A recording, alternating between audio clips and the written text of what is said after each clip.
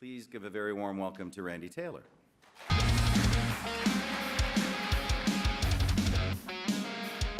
So this question, what is your potential? When was the last time you really gave that some thought? And I don't mean, could we paint the bathroom?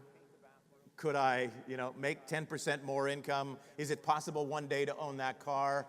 I'm talking about your journey here on this earth and your potential.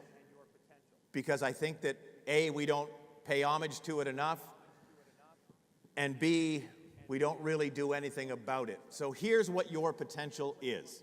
You and I on a regular basis, safe to say that we face challenges? Who believes we do? Yes? Are there times that, the marketplace is dictating challenge? Times that people don't show up for work? Times that, competition is challenging us? Times that there's disruption in the marketplace? Of course. So safe to say that on a regular basis, you and I can have good days and bad days. Who here has heard of Elon Musk? Yeah. So this is the comparative. Elon Musk came from South Africa, came to Canada, worked for Scotiabank, who hasn't done that, and went off into the business world wanting to create products that would change mankind.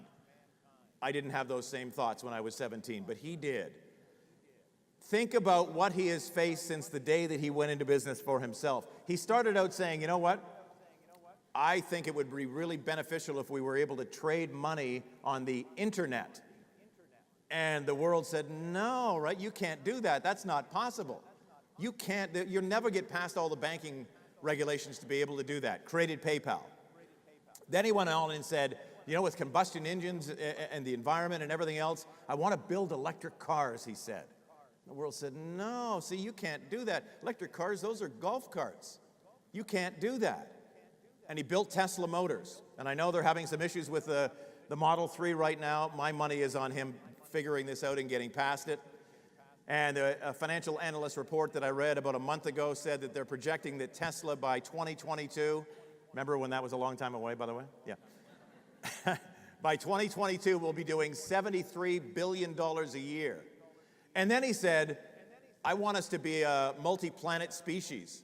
And so I want to get into the rocket business. And the world said, absolutely not. No private company has ever competed in the rocket business. You can't do this and go against China and Russia and the multi-billion-dollar multinational corporations in that space. And he started SpaceX, and they built a rocket and it blew up, and they built a rocket and it blew up, and they built a rocket and it blew up, and they built another one and it didn't. And he ended up winning a contract with NASA, and they're now the #1 preferred supplier for putting satellites into space and delivering products to the space station. And then he said, this taking satellites into space, it's so expensive, like $300 million. If we could bring that rocket back and reuse it, that's where all the money is. And every physicist in the world said, it can't be done. December the 21st, a year ago, they landed the first rocket back on a barge in the middle of the ocean, and now over 80% of the rockets are returned. And now the cost of delivering a satellite to space has gone from $300 million down to between $6 and $9 million. And here's my point. Is he crazy smart? Yes. Great engineer? No doubt. Fabulous businessman? Yep. But what he possesses greater than any human being I have ever known on earth is this: his raging ignorance of doubt. It is. Isn't it? Who disagrees with that? No. I mean, he has the ability to overcome doubt greater than any human being I have ever met.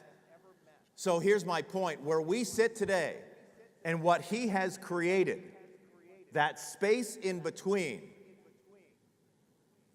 that's our potential.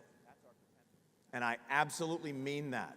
The more that we can learn to overcome doubt, the more that we can learn to believe in ourselves and to continue on through adversity, continue on through challenge, continue on through dark days. Keep doing that and you'll become unstoppable. Thank you.